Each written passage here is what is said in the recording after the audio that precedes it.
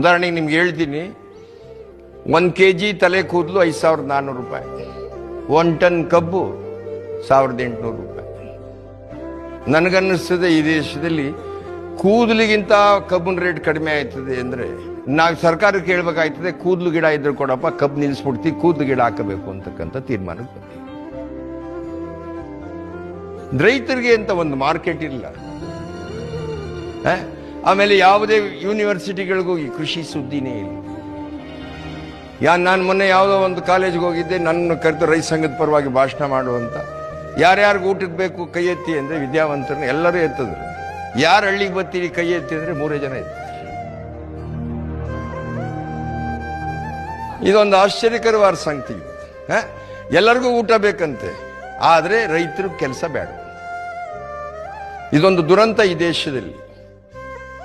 ಉದಾಹರಣೆಗೆ ನೋಡಿ, ಕಾರ್ ತಗೊಳ್ಳಿ, ಅಲ್ಲೇ ಸ್ಥಳದಲ್ಲಿ ಕಾರ್ ಕೊಡ್ತೀನಿ ಅಂತ ಮೇಳ ಮಾಡ್ತಾರೆ.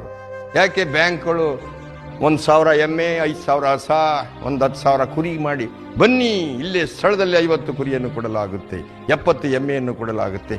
ಈ ಮೇಳ ಯಾಕೆ ಮಾಡೋಕ್ಕಿಲ್ಲ? ಕಾರ್ ತಗೊಂಡೋಗಿ ಏನ್ ಕರೆಯೋ ಕಾರ್ನಲ್ಲಿ ನಾವು? ಯಾವ ತರದ ಮೇಳ ಆಗ್ಬೇಕಾಗಿತ್ತು ಈ ದೇಶದಲ್ಲಿ? 75 ಭಾಗ ರೈತರಿಗೆ ಸಂಬಂಧಪಟ್ಟ ಮೇಳ ಆಗ್ಬೇಕಾ? ಒಂದು ಸರ್ಕಾರಕ್ಕೆ ಜವಾಬ್ದಾರಿ ಇದ್ರೆ ಕೃಷಿಗೆ ಭೂಮಿ ರಿಸರ್ವ್ ಮಾಡಬೇಕು, ಕೈಗಾರಿಕೆಗೆಲ್ಲ ರಿಸರ್ವ್ ಮಾಡೋದು.